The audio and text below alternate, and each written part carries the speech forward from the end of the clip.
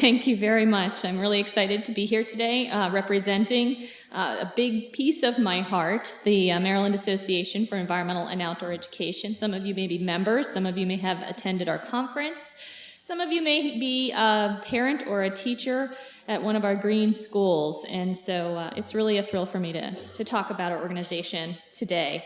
And as you can see up on the screen, I don't have any beautiful pictures. There are a few in here, but this one was really the boring slide. It does have some stimulating words like encourage and educate and inspire and support, and those are really the key features of what our organization does out in the world of getting kids outdoors.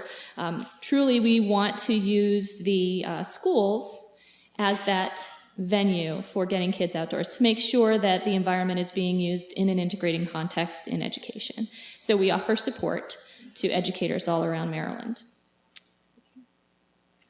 We have a good history. We've been around a while. We've been around to see a lot of different changes in the state education system. We've been around long enough to see some changes in how getting kids outdoors has changed and evolved. And so we've been able to try and keep pace with that. We are a nonprofit environmental education support group, and we have, thankfully, thousands of teachers that we support and serve. So we do have a very nice base in our audience. This is funny, I brought my iPad up here so I could have my notes, and I haven't looked at them yet. So, hooray for technology, right? Oh boy. Not going to use it anyway. The way that we support our teachers and our educators, which also involve agency, individuals, businesses, nonprofits, and anyone who is in the business or in the effort of taking children outdoors and giving them an experience that is both meaningful and learning. We do training programs. We have workshops that we periodically do or support others in the work that they do in their workshops. And we have an annual conference, which I'm sure some of you in this room may be tired of hearing this statistic, but it is the largest one in the United States for state associations. We get over 600 teachers to come to our conference every year, which is a pretty big feat. The national conference is just a little bit larger than that, so we're pretty proud of that fact, but I'm sure it's getting old.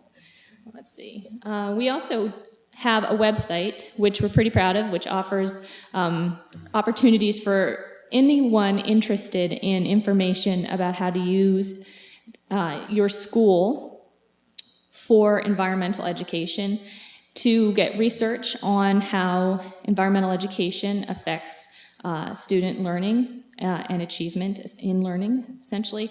We also have publications on that website that support STEM education and how STEM, science, technology, engineering, and math, also overlaps with environmental education, very much so.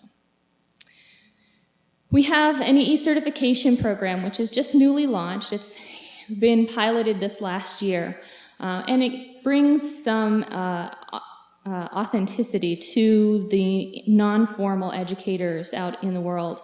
A lot of teachers have to go through the normal formal educational routes to become a teacher. And if you're an environmental educator, a lot of times you don't even really need to have a degree in that in order to get a job in it. So the Environmental Education Certification Program offers some validity to the work that they do. It's a pretty rigorous certification process. It takes about a year to complete, and it does provide a little bit of verification or validation of the true quality of work that our environmental educators in Maryland do. Again, I mentioned our conference. We have it every February. This past year, it was a very thought-provoking conference. We invited some keynotes to come and talk about how environmental education has failed. Very thought-provoking. But I think that what really comes out of it for a lot of individuals is a day of professional development, sometimes 2 or 3, depending on how often or how much of the conference you decide to attend, and also a lot of camaraderie and networking. It's one of these opportunities once a year where you get to meet like-minded people, people who are in the trenches with you, people who are on the cutting edge of different trends in how to get children outdoors and how to support educators, and both formal and non-formal, in getting children outdoors and giving them these meaningful experiences that we want them desperately to have. We also have our Keystone program, which is our Green Schools program. And Joanna Schmader is our Green Schools coordinator. She's here today, as well as Stacy Bond, who is our Green Schools organizer. So we have 2 full staff who work year-round on this. And it's a really interesting program. It's a holistic program. The schools don't have to have solar panels on top of their school grounds. They don't have to have permeable parking spaces. They can be your inner city schools.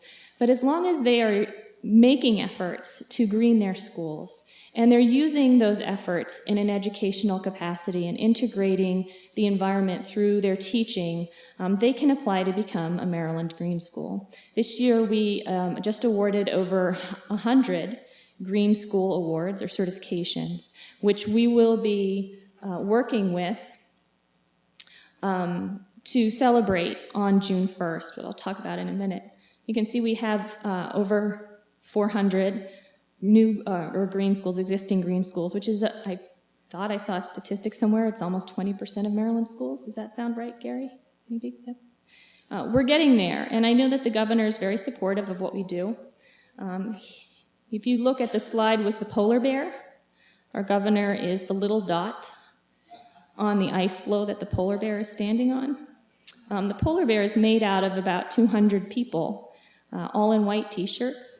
And this is part of the Youth Summit that we have hosted annually for the past 2 years. This is our 3rd year coming up. And it is in wonderful partnership with a whole bunch of other organizations that really want to see children celebrate the outdoors and get outdoors. And it is a culmination of our Green Schools efforts. Those schools that have been awarded a Green School certification during the year will come and celebrate that day, and they'll receive a citation and award, and they get to showcase the work that they've done throughout the past 2 years. We have concerts and music, and about 1,000 people came to the first Youth Summit that was hosted at Sandy Point State Park. Last year we had over 2,000 students that attended, and this year Sandy Point is girding their loins for about 5,000 students we're anticipating to show up. And it is a really wonderful day in partnership with a lot of other organizations. The organizations that we do partner and work very closely with on building the environmental literacy capacity of Maryland are the Maryland Partnership for Children in Nature, which is the Department of Natural Resources program, and with Maryland State Department of Education. We've got the No Child Left Inside Coalition for Maryland and National Wildlife Federation. They have another Green Schools program that is global. I believe that it's national, but it has an international arm as well, and they've used the Maryland Green Schools program to help elevate and model some of the things that they do as well. Chesapeake Bay Trust, National Geographic, NOAA, you can read the rest. I don't need to read them to you. So, we help to build the capacity of teachers to continue to do the good work that they do, to not give them extra work, but to remind them of how easy it is to use nature as a learning tool, to take the children outdoors, to remind them that their schoolyard is another classroom. The work that we do, we also look for support from as well in these capacities. Normal ones, a green leader I put on here, which is a really fun thing, and that's to be trained in how to go out and recruit more green schools. It's really neat. Tomorrow's supermoon. It's going to be cloudy, but I know it's still going to be shining down on all of us. And I thought I would throw in a final slide just to remind everyone to go on and get outdoors and see if the clouds won't part a little bit, and get out there and bask in that glow.